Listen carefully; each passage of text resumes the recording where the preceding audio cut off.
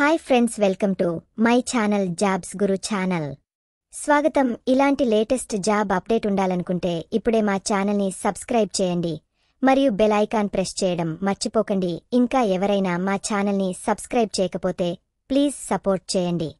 ప్రెసెంటన్ CRP B stenographer and MTS central government ఉద్యోగం post విడుదల చేశారు. అప్లికేషన్ త్వరలో ముగుస్తుంది. ఇంకా మా ఛానల్ని సబ్స్క్రైబ్ చేయకపోతే ఇప్పుడు సబ్స్క్రైబ్ చేయండి.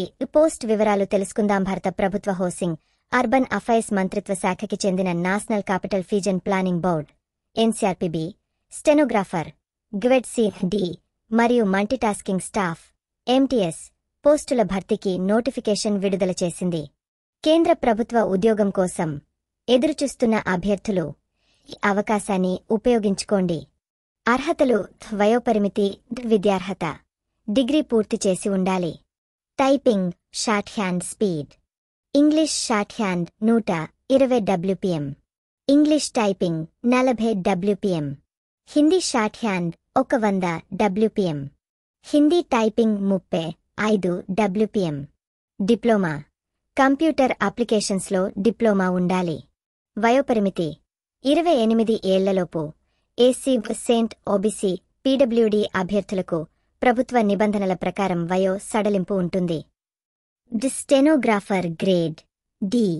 విద్యార్హత: ఏదైనా degree. Typing shorthand speed: English shorthand 80 WPM, English typing 40 WPM. Diploma computer అప్లికేషన్స్లో డిప్లొమా ఉండాలి. వయోపరిమితి 28 ఏళ్లలోపు.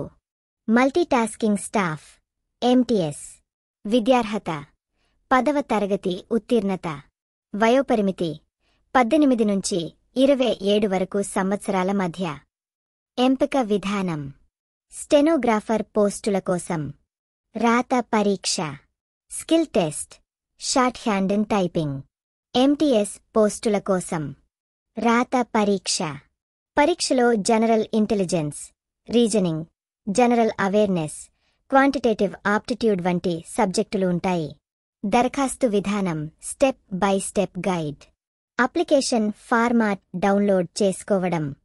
అధికారిక వెబ్సైట్ https://ncrpb.nic.in నుండి అప్లికేషన్ ఫార్మాట్ డౌన్లోడ్ చేసుకుని A4 సైజ్ పేపర్లో ముద్రించండి.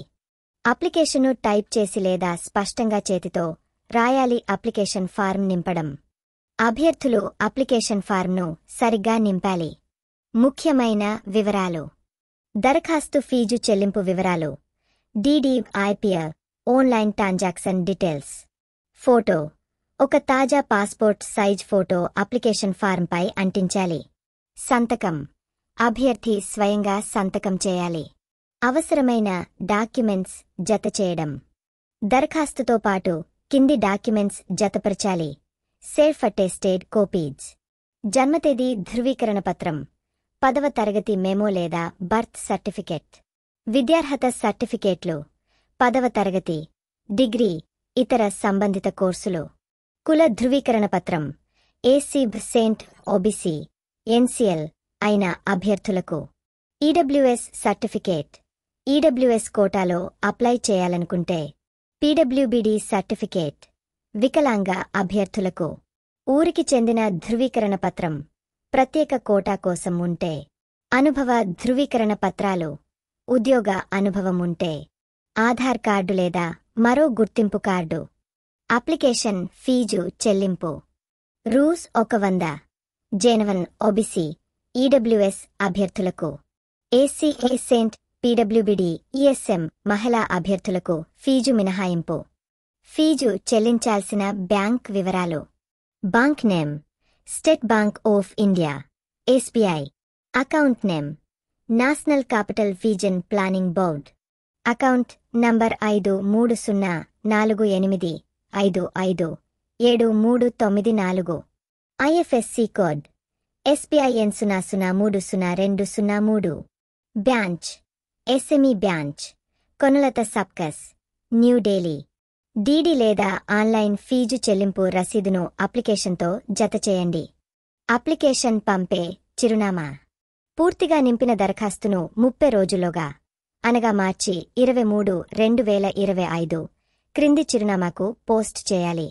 మేంబప్ సేకటి ఎన్సీఆర్ ప్లానింగ్ బోర్డ్ 1 సెయింట్ ఫ్లోప్ సియరి 4B India habitat centre Lodhi road New DLH 110003. గమనిక: అప్లికేషన్ను స్పీడ్ పోస్ట్ లేదా రిజిస్టర్డ్ పోస్ట్ ద్వారా పంపించాలి. ఆఫ్లైన్ మెయిల్ పంపిన తర్వాత వెబ్సైట్ను https://ncrpb.nic.in ట్రాక్ చేసుకోవాలి.